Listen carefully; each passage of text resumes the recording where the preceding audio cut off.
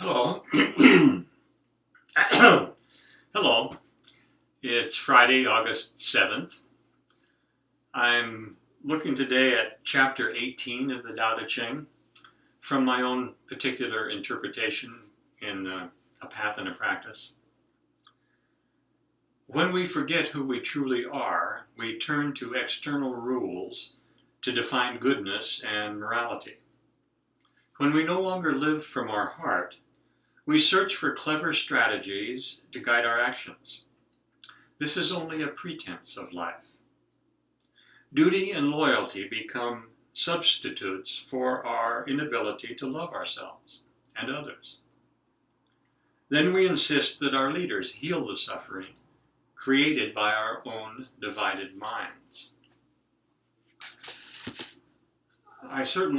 We live in a society of divided minds, a culture divided against itself, feeling ourselves divided against ourselves, divisions everywhere, not really knowing where to turn, where to stand, who to trust. Many of you aren't as old as I am, and you may or may not remember or have even heard of good old Uncle Walter Cronkite. I remember Walter presenting the terrible news around the assassination of John F. Kennedy when I was a young person. Walter reporting the steps of Neil Armstrong on the moon with great excitement and glee. It was a time in this country when there were three news broadcasts, ABC, NBC, and CBS. And you could trust all of them, but you could trust Walter Cronkite more than anything.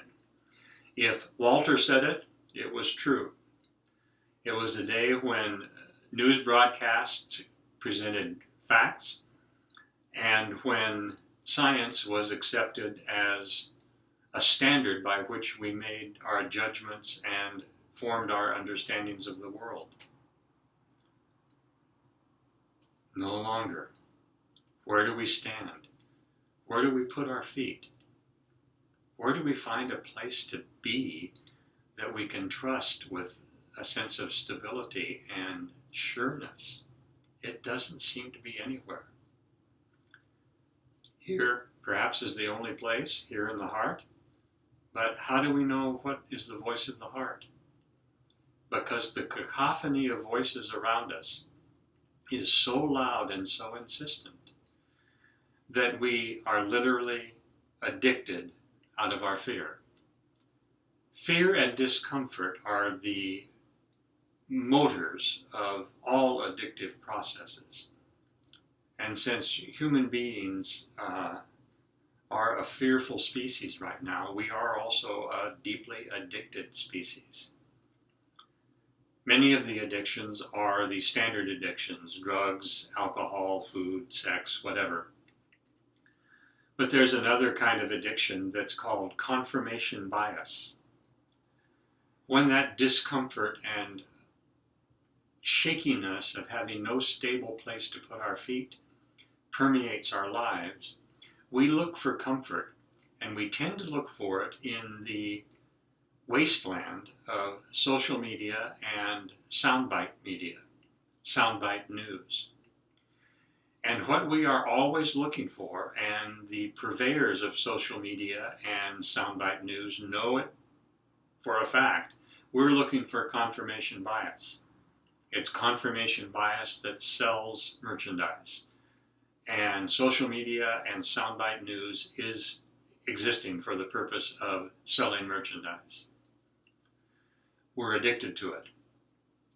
We look for comfort, we look for something to give us a sense of stability, and we'll go to confirmation bias. We will gravitate to those social media memes and those soundbite news stories that confirm our understanding of the world because we want something to be stable.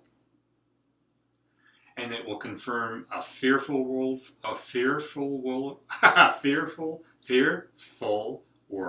for us.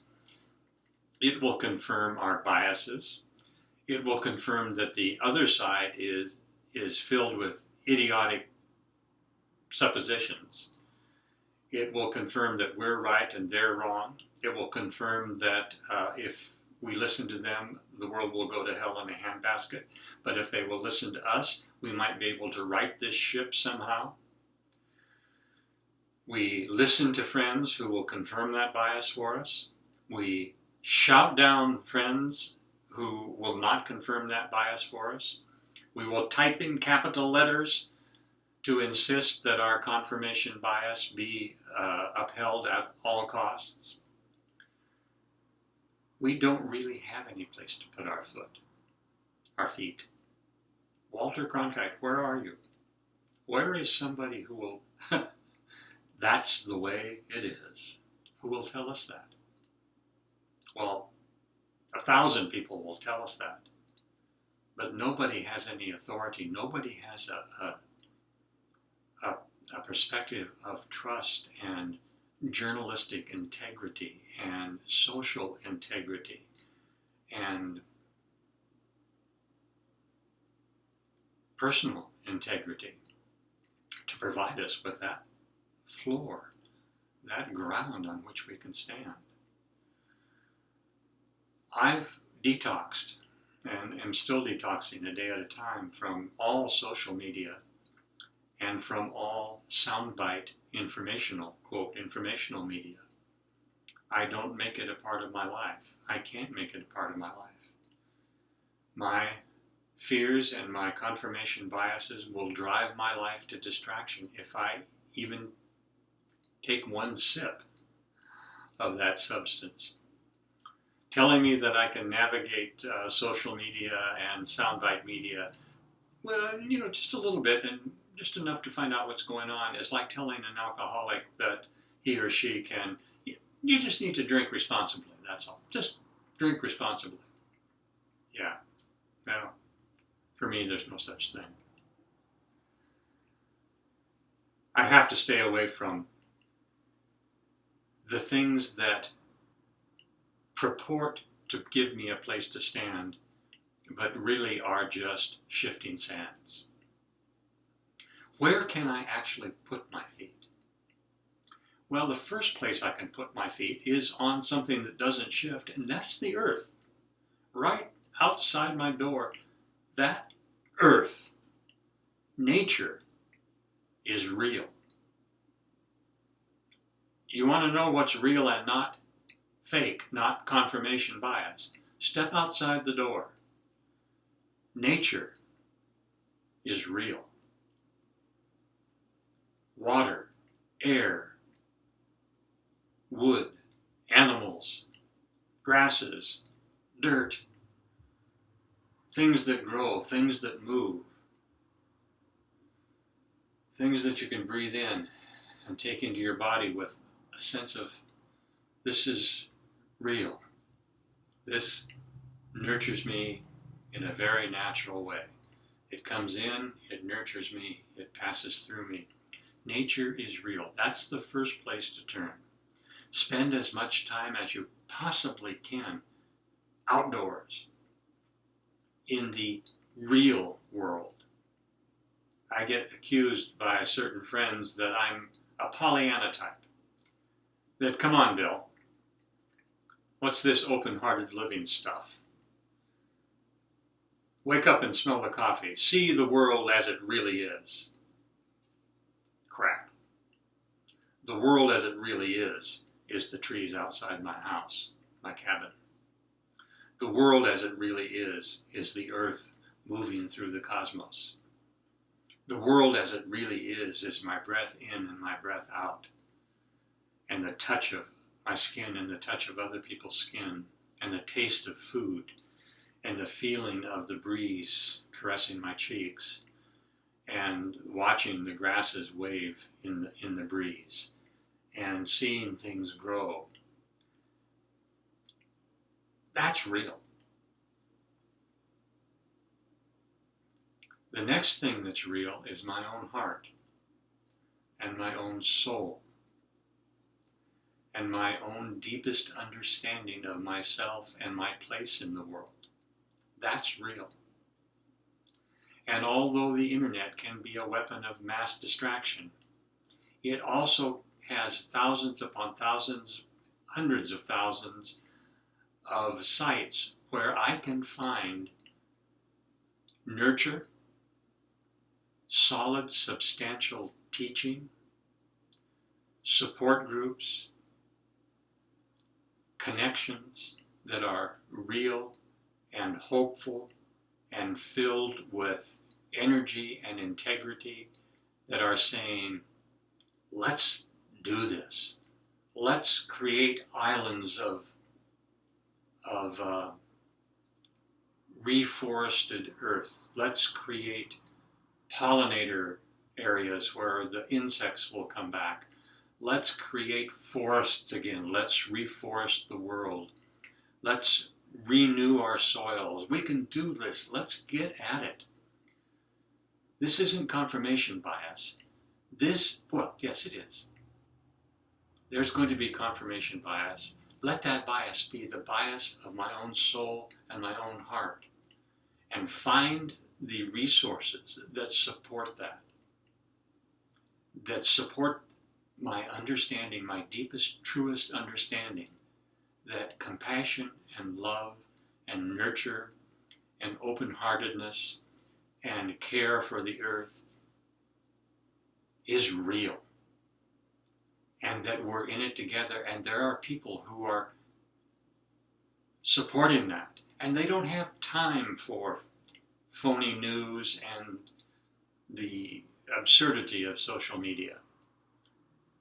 They're too busy living a life of congruity and integrity with their souls and their hearts. Now, of course, some of them use social media very carefully. I just happen to be one of those addicts who can't do it. And I ask you to examine yourself as to whether the use of social media or soundbite media is truly not harmful to you, or if it actually supports the worst kind of confirmation bias. And that's something you have to answer honestly within yourself. And don't be too quick to give that answer. And that's probably a subject for another conversation, and I'd be glad to email with you about that understanding of the addiction of the internet in certain ways. But looking at where do I put my feet since I don't have good old Walter Cronkite anymore? I put my feet on the earth, and I take my guidance from my heart, my soul, and from those people and teachings and websites that support that integrity. I'll list some of my favorite on the written blog that accompanies this video. In the meantime, watch that confirmation bias. Watch how unstable you feel and how desperately you're trying to find a place to put your feet. And be very honest with yourself about how often that place you put your feet doesn't support you at all, only creates suffering and misery and a continued sense of fear and powerlessness in the world. And look for those places that support your heart and your soul. And please write to me through my website, and I'd be glad to talk with you about how we can find our way through this time without Uncle Walter. Bless you all.